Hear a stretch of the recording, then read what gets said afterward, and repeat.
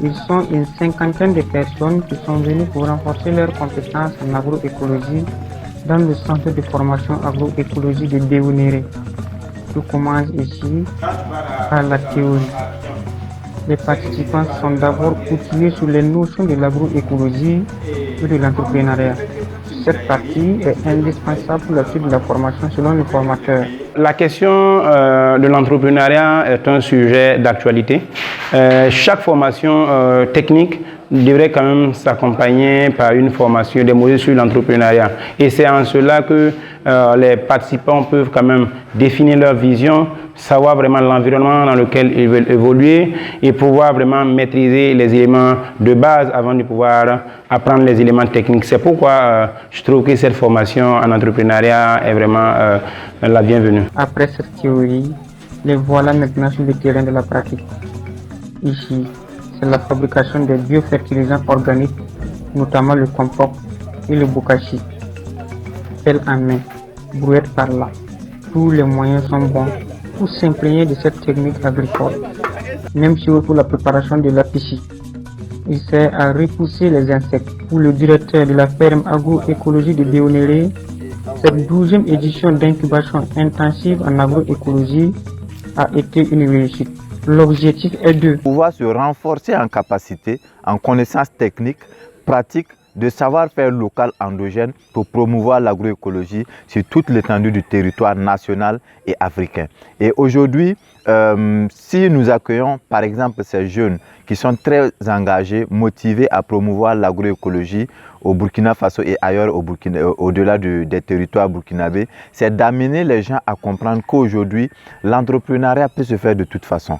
Voilà, de 1000 manières, on peut entreprendre en agroécologie. Et nous avons mis le focus dans l'entrepreneuriat agroécologique, qui est une sorte d'entrepreneuriat qui entreprend sans détruire l'environnement, tout en produisant, en conservant la biodiversité, en protégeant les insectes, en cultivant en parfaite symbiose avec l'environnement.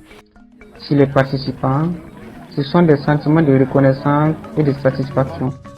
Ils disent avoir appris beaucoup de choses au cours de ces 7 jours de travaux intenses. Ce qui m'a plus attiré mon attention, c'est tout ce qui remplace les engrais chimiques, tout ce qui est chimique, tout ce qui est nocif dans l'agriculture. Donc à travers, comme on appelle, ce qu'on possède déjà, à travers ce qui existe, même à travers sur la parcelle et autres, on pouvait réaliser beaucoup d'éléments qui pouvaient être encore plus bénéfiques à la plante, plutôt que d'ajouter des engrais et autres qui peuvent même être nocifs, et tant même pour la plante même que pour le sol. On a touché du doigt les réalités de l'agroécologie, contrairement à la culture conventionnelle. On a appris à fabriquer beaucoup de composants qui nous seront nécessaires en fait dans la pratique même de la culture agroécologique. On a appris à fabriquer des fertilisants, des biopesticides et du MPK bio. J'ai été vraiment ici impressionné par la qualité des formateurs. Quand je dis la qualité des formateurs, je veux dire au début, tout ce qu'ils avaient comme connaissance qu'ils ont réussi à nous transmettre, ça m'a vraiment impressionné. Et je tiens beaucoup à les remercier, monsieur le directeur et toute son équipe.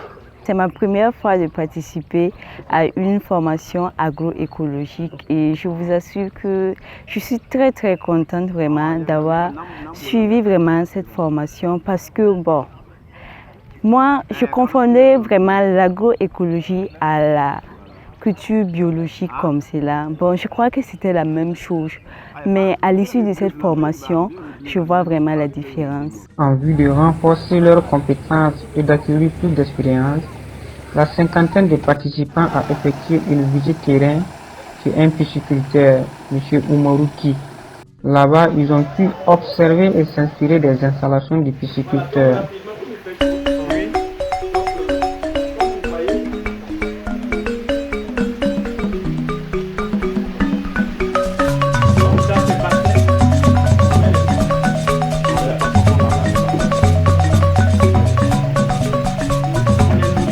Les activités de cette 12e édition sont achevées dans un moment de détente à travers la remise des attestations.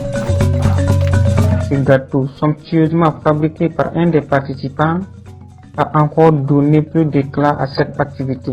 Rendez-vous est donc pris pour la 13e édition avec beaucoup plus d'innovation.